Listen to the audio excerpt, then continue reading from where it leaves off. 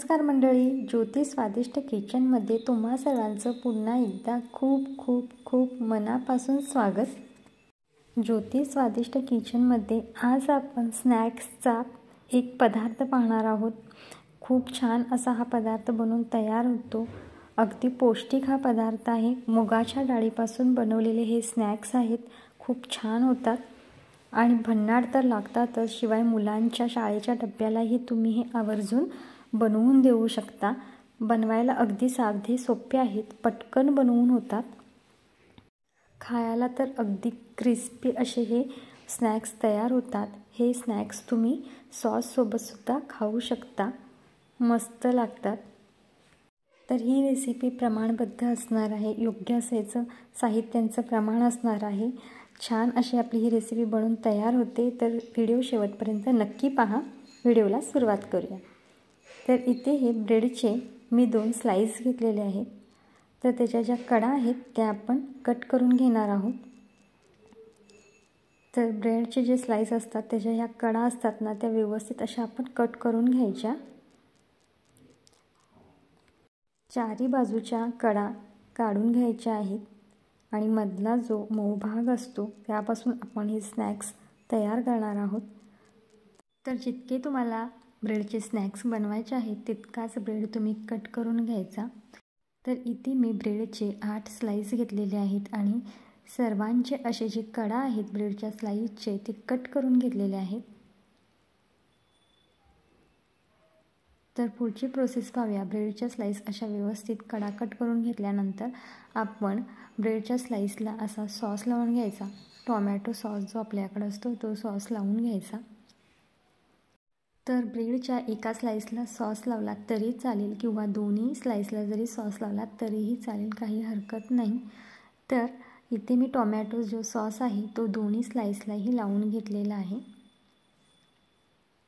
Sauce लावून झाल्यानंतर आपण काय करायचं, ह्याच्या जे मधून अजून 2 भाग करून घेणार आहोत.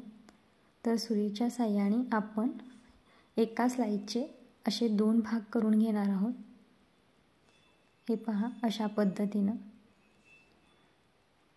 तर इथे 4 स्लाइसचे भाग झालेले आहेत. तर एका भागावरती आपण चीज असं स्लाइसमध्ये कट करून घेतलेलं आहे आणि ते यावरती घालून घेऊया. तर हे बघा, चीजचा स्लाइस घालून झाल्यानंतर जो ब्रेडचा एक स्लाइस असतो तो त्यावरती ठेवायचा आणि त्याला प्रेस करायचं. तर अशाच पद्धतीनं आपण सर्व ब्रेडचे जे स्लाइस आहेत ते तयार करून घेणार आहोत.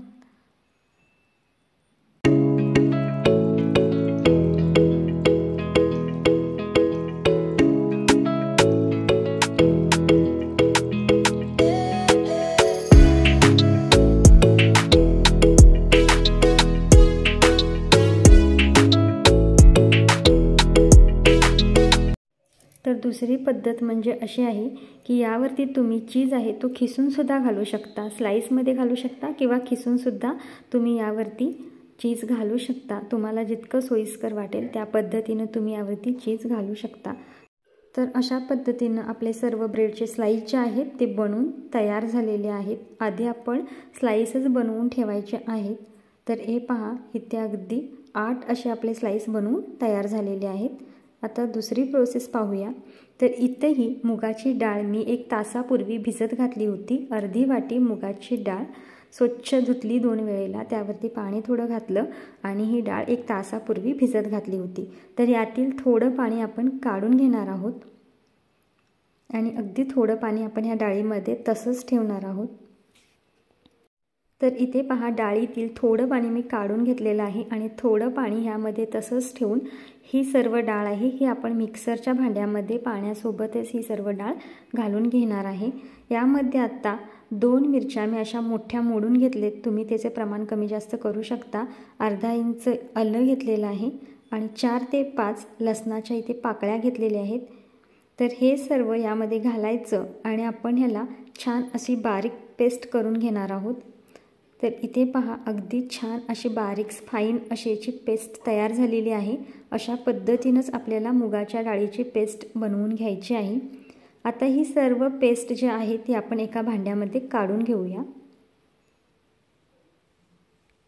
पेस्ट भांड्यामध्ये काढून घेतलेली आहे। खूप छान स्मूथ अशी ही पेस्ट बनवून तयार झालेली आहे।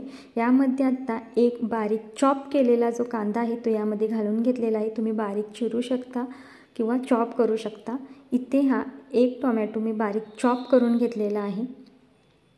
शिमला मिर्च इथे मी एक अगदी बारीक अशी कट करून घेतलेली आहे। त्यानंतर इथे 1 चमचा मॅगी मसाला घेतलेला आहे, तो संपूर्ण यामध्ये घालून घेऊया।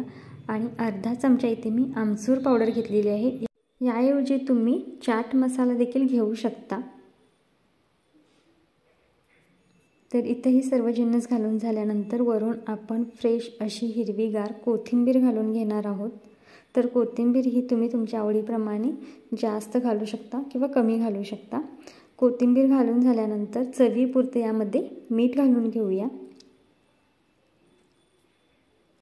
आता हे संपूर्ण असं आपण हे व्यवस्थित हलवून घेऊया, त्याला एकजीव करून घ्यायचं आहे। तर चमच्याच्या साहाय्याने आपण जे हे मुगाच्या डाळीची जी पेस्ट केली होती त्यामधलं हे सर्व साहित्य व्यवस्थित असं फेटून घेणार आहे। तर गरजेप्रमाणे तुम्ही यामध्ये पाणीसुद्धा घालू शकता, अजून थोडंसं याला पातळसुद्धा करू शकता। तर इथे पहा अगदी छान आपल्याला जशी हवी आहे अशी इथे पेस्ट करून तयार आहे। हे मिश्रण बनवत असतानाच गॅसवरती मी एक पॅन ठेवला होता, त्यामध्ये एक 3 ते 4 चमचे तेल घालून ते मी व्यवस्थित मीडियम गॅसवरती अगदी तापवून घेतलेलं आहे। तर इथे एक ब्रेडचा स्लाइस घेतलेला आहे मी आणि ह्या संपूर्ण पिठामध्ये आपण हा संपूर्ण जो ब्रेडचा स्लाइस आहे तो व्यवस्थित असा घोळवून घ्यायचा आहे। सगळीकडनं याला हे जे पीठ आहे हे लागलं पाहिजे। टोमॅटो कांदा आपण यामध्ये घातलेला आहे, शिमला मिरची घातलेली आहे, ही संपूर्ण यामध्ये लागली पाहिजे। अशा पद्धतीनं आपण हे ह्याच्यामध्ये घोळवून घेणार आहे। या पिठामध्ये अशा पद्धतीनं सर्व आपण यामध्ये घोळवून घेतलेलं आहे। आणि पॅनवरती तेल अगदी छान गरम झालं होतं, त्यावरती आपण हे सर्व जे स्लाइस आहेत ते अशा पद्धतीनं ठेवलेले आहेत। गॅसचा फ्लेम अगदी मीडियम करायचा आणि मीडियम फ्लेमवरतीच आपल्याला हे छान फ्राय करून घ्यायचे आहेत। तर एक 2 ते 3 मिनटं लागतात ब्रेडची खालची साईड आहे ती व्यवस्थित फ्राय होण्यासाठी। तर एक 2 ते 3 मिनटानंतर आपण हिची जी खालची साईड आहे ती आपण पलटून घेणार आहोत। तर पाहूया कशा प्रकारे ती फ्राय झालेली आहे। तर हे पहा अशा पद्धतीने इथे मी एक स्लाइस परतून घेतलेला आहे। खूप छान असा त्याला कलर आलेला आहे, गोल्डन कलरवरती आपल्याला हे क्रिस्पी असे फ्राय करून घ्यायचे आहेत। तर संपूर्ण पीसेस आपण अशाच प्रकारे पलटून घेऊया। तर इथे सर्व स्लाइस पलटून झालेले आहेत, सगळे स्लाइस अगदी छान गोल्डन कलरवरती फ्राय झालेले आहेत। आता पलटलेली जी साईड आहे तीही आपण छान अशी गोल्डन ब्राऊन होईपर्यंत फ्राय करून घेणार आहोत।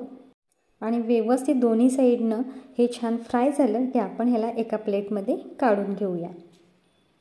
एक साधारण 6 ते 7 मिनटं इतका वेळ लागतो हे दोन्ही साईडने फ्राय होण्यासाठी। तर इथं आपले हे स्लाइस बनून तयार आहेत। तर आवडीनुसार तुम्ही याच्यावरती चीज खिसून घालू शकता। तुम्हाला यातला एक मी स्नॅक्स जो आहे तो मोडून दाखवते। तर इथे पहा अगदी अप्रतिम असा आपला इथे स्नॅक्स तयार झालेला आहे। लाजवाब असा इथे हा स्नॅक्स दिसत आहे। तुम्ही हा सॉससोबत खाऊ शकता। तर ही रेसिपी तुम्हाला कशी वाटली हे मला कमेंट करून नक्की सांगा। पुन्हा भेटू अशाच नवीन रेसिपीसोबत, तोपर्यंत बाय बाय।